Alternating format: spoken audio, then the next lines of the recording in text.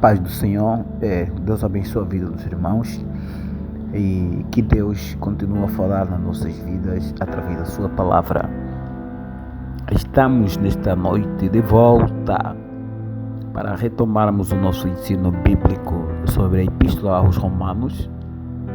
Ontem estivemos a falar sobre os versículos 1 a 7 do capítulo 1 de Romanos.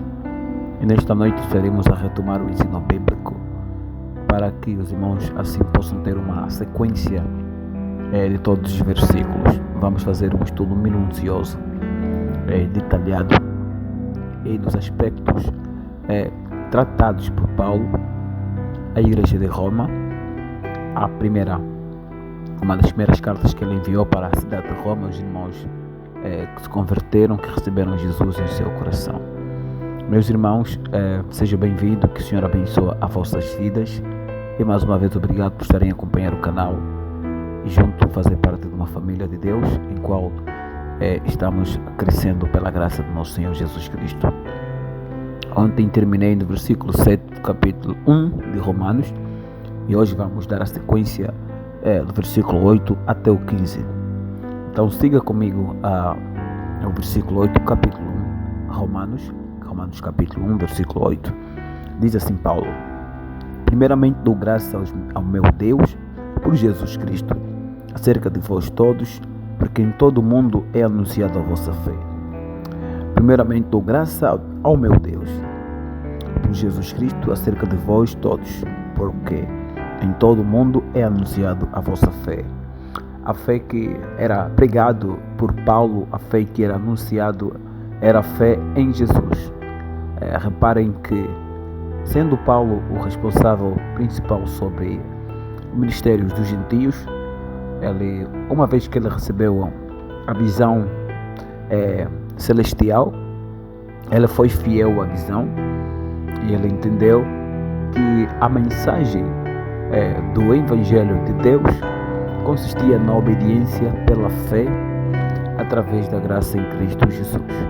E ele, como semente da palavra de Deus, ele lançou à cidade de Roma, e os irmãos que estavam em Roma, eles foram conhecidos por todo mundo pela fé. Eles viviam o primeiro amor. A fé motivou e fortaleceu a vida dos crentes da cidade de Roma. Daí que Paulo, ao escrever a carta, ela o faz de forma a recomendar, a exortar e a fortalecer os irmãos que se reuniam em Roma. Então Paulo diz que em todo o mundo se falava da fé dos romanos, porque os romanos, no contexto em que eles estavam inseridos, eram conhecidos por ser pagãos. A Roma era um lugar onde vários deuses e altares eram levantados e que a maior parte das decisões políticas vinha da cidade de Roma. A Roma era a capital política que governava todas as nações da época, e ela onde tinha o governo ou a sede do imperador romano. Então foi uma mudança de paradigma ver os romanos a receber a fé pregada pelos discípulos e a fé pregada por Pedro e a fé pregada por Paulo, que na verdade não eram diferentes, mas era a mesma coisa. A única diferença era a responsabilidade ministerial. Para Pedro lhe foi confiado o ministério aos judeus e Paulo lhe foi confiado o ministério aos gentios. Então Paulo, no versículo 8, diz que ele dá graça a Deus. Ele dá graças a Deus por Jesus Cristo, acerca de todos os irmãos, porque em todo o mundo falava-se da sua fé. E esta fé que dava esperança aos crentes, porque havia uma genuína fé. A esperança era real, a esperança era verdadeira. Os irmãos se convertiam de todo o coração. Era a conversão de alma e espírito. Era uma conversão que eles não queriam saber do mundo, dos bens terrenal, dos benefícios temporal, mas eles receberam de agrado a mensagem pregada por Paulo. Então Paulo, versículo 9, diz assim: porque Deus, a quem sirvo em meu espírito, no evangelho do seu Filho, me é testemunha de como incessantemente faço menção de vós, pedindo sempre nas minhas orações que em algum tempo, pela vontade de Deus, se me ofereça boa ocasião de ir ter convosco, porque desejo ver-vos para vos comunicar algum dom espiritual, a fim de que sejais confortado, isto é, para que juntamente convosco eu seja consolado pela fé mútua, assim vossa como a minha. Versículo 12, versículo 11, versículo 10, 9, Paulo fala de uma intenção de querer visitar a igreja em Roma para fortalecer e para participar da fé que crescia. Amém? Então, os irmãos estavam a crescer na graça, no conhecimento da palavra em Deus, eles estavam a pregar a verdade em Cristo Jesus, eles estavam fundamentados sobre o ensinamento dos apóstolos e também dos profetas, e Paulo, como responsável líder das igrejas dos gentios e na cidade de Roma, ele enviou uma carta para exultar e alegrar-se com o que ele ouvia dos relatos como forma de testemunho dos novos convertidos. Os crentes de Roma, eles eram exemplar porquanto a sua fé era visível. Eles não escondiam, eles confessavam, porque eles faziam questão de mostrar ao mundo como a luz do mundo que eles eram, que eles haviam recebido um Senhor Salvador em suas vidas. Então Paulo, ele diz que era o desejo em comunicar-lhes algum dos espirituais. Quer dizer que era uma igreja recém-convertida que precisava da ativação de dons do Espírito Santo. Precisava do dom do Espírito Santo, do batismo do Espírito Santo. Eles tinham a fé. A fé é apenas o ABC do Evangelho, ou as primeiras letras, né? A fé é aquilo que a Bíblia, no livro de Hebreus, chama de as primícias do cristianismo. É o princípio, mas precisava que eles crescessem e alcançassem a maturidade.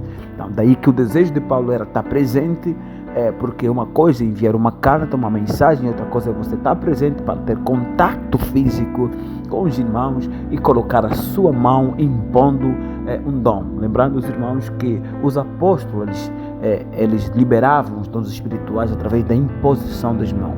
Então, versículo 11, Paulo desejando estar com os irmãos para ele entregar alguns dons aos irmãos, para que eles não se limitem simplesmente na fé que veio através de ouvir a palavra de Deus.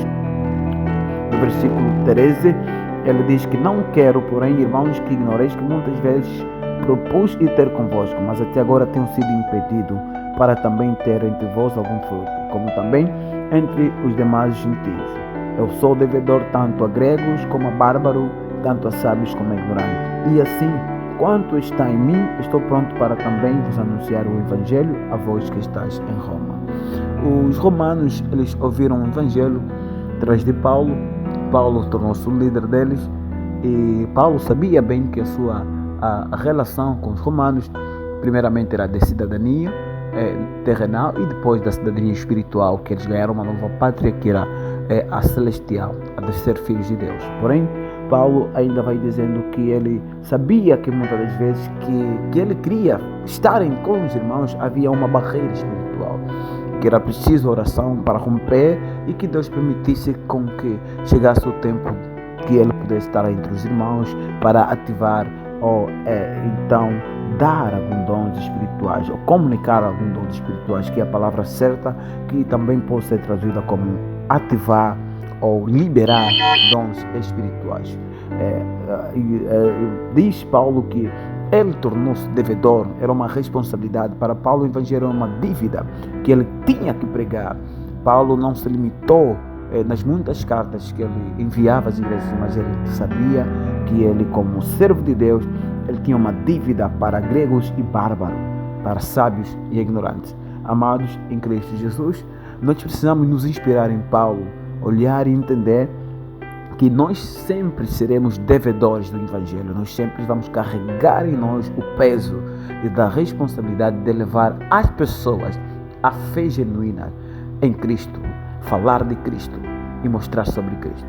Que o Senhor possa falar conosco nesta noite, de maneira em que nós estejamos prontos também para anunciar o Evangelho, assim como Paulo fez em Roma em Coríntio, em Filipe, em Cesareia, em Éfeso e muitas outras cidades.